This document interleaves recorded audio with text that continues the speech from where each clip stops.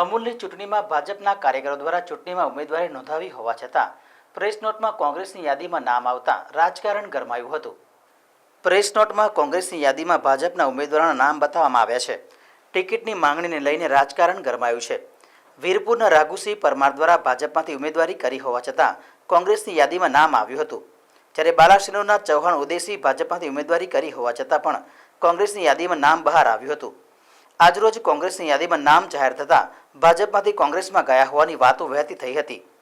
વાતો વહેતી થતાં ભાજપના બંને ઉમેદવારોએ ખુલાસો કર્યો હતો. બંને ઉમેદવારોએ અમે ભાજપના છીએ અને ભાજપમાં જઈશું તેમ જણાવ્યું હતું. કોઈકે જાણી જોઈને અમને બદનામ કરવાની કોશિશ કરી છે તેમ ઉમેર્યું હતું. અમને ટિકિટ ભાજપ આપે કે ના આપે અમે ભાજપ સાથે છીએ. ઉમેદવારોને ખોટી રીતે કોંગ્રેસના ઉમેદવાર બતાવતા ભાજપના ઉમેદવારોએ પ્રદેશ ભાજપમાં રજૂઆત કરી છે.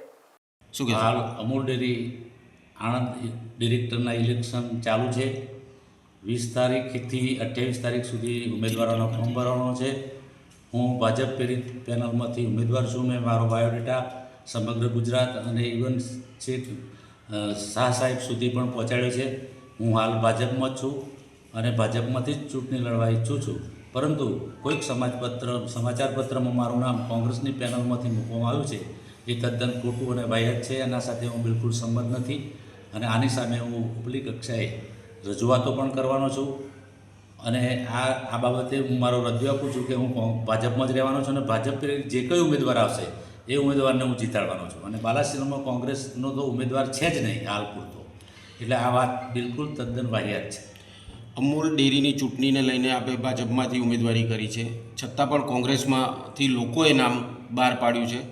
કેટલા અરજદારો એવા છે કે જે નામ બહાર પાડ્યું છે અને આ કરવાથી આશય શું હોઈ શકે આ લોકોને? હાલ અમારા બાલાસિનોર બ્લોકમાંથી એક રાજેશભાઈ પાઠક છે. હું પોતે ઉદયસિંહ રાયજીભાઈ ચૌહાણ છું. બીજા ચંદ્રસિંહ રામસિંહ પરમાર છે અને ચાલુ ધારાસભ્ય શ્રી માનસિંહ ચૌહાણ પણ સંભવિત ઉમેદવાર છે. પરંતુ આ પૈકી મારું નામ જે કોંગ્રેસ તરફથી ચિતરવામાં આવ્યું છે તદ્દન ખોટું છે અને વાહિયાત છે. હું ભાજપમાં છું અને ભાજપમાં જ રહેવાનો છું અને ભાજપના ઉમેદવારને જીતાડવાનો છું. કેવી રીતે ચિતરવામાં આવ્યું છે કોંગ્રેસની અંદર કે કોંગ્રેસમાંથી ટિકિટ લે છે એવું? હવે આ બાબતનો મને કોઈ ખ્યાલ નથી કે મારું કોંગ્રેસમાંથી નામ કોણે આપ્યું. પણ કઈ રીતે સમાચાર પત્રમાં ઉલ્લેખ કરવામાં આવ્યો છે? સમાચાર પત્રમાં મને સીધો કોંગ્રેસનો સિંગલ ઉમેદવાર તરીકે બાલાસિનોર બ્લોકમાં બતાવવામાં આવ્યો છે. પરંતુ આ વાત તદ્દન વાહિયાત છે. બાલાસિનોર બ્લોકમાં 94 મત છે અને 94 માંથી 8-10 મત કોંગ્રેસના બાદ કરતા ટોટલી મત ભાજપના જ છે. અને ભાજપના જે કોઈ ઉમેદવારને ટિકિટ આપવામાં આવે 100% જીતવાના જ છે. એટલે મને ટાર્ગેટ બનાવવામાં આવ્યો છે. એની પાછળનું રહસ્ય મને ખબર પડતી નથી. શું નામ આપનું? મારું નામ ઉદયસિંહ રાયજીભાઈ ચૌહાણ.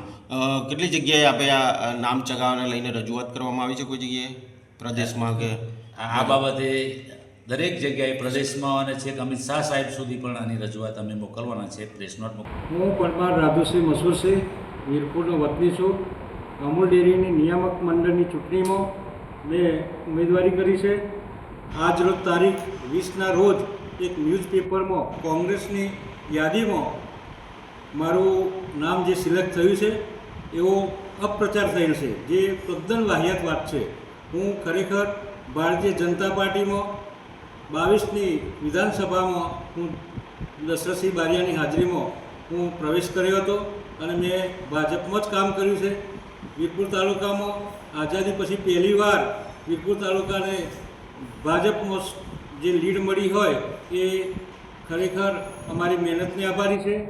અમારા વીરપુર બ્લોકનો 6 ઉમેદવારો જે ઉમેદવારી કરી છે એમાં જે કોઈ ઉમેદવારને ટિકિટ મળે તો અમે એને ચોક્કસ જીતાડી લાવશું. અમારા વીરપુર તાલુકાના 55 વોટ છે, તેમાંથી માત્ર 10-12 વોટ કોંગ્રેસ લઈ જાય એવી પરિસ્થિતિમાં છે. અમારો જે કોઈ ઉમેદવાર આવે એને અમે વધુ લીડથી જે નિયામક મંડળમાં 12 બ્લોકમાં સૌથી વધારે લીડથી અમે વિજયી બનાવીશું. એ જ મારું વક્તવ્ય છે.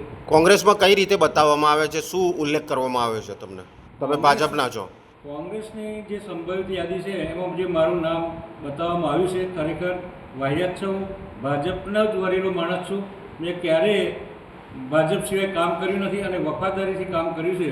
અને આ લોકો એક સબળ ઉમેદવાર ગણી અને મને બદનામ કરવા માટેના ઈરાદે આ વસ્તુ બહાર પાડે છે, કાવતરા કરે છે. રજૂઆત રજૂઆત કરી છે તમે? આ અંગે અમે પ્રદેશની અંદર રજૂઆત કરવાના છીએ અને આ અમે જેટલા બી ઉમેદવારો છે એક સાથે વીરપુરમાં જેને પણ ટિકિટ મળે તેને અમે ચૂંટી લાવીશું એવો અમે તેઓ આગળ રજૂઆત પણ કરવામાં આવેલ છે.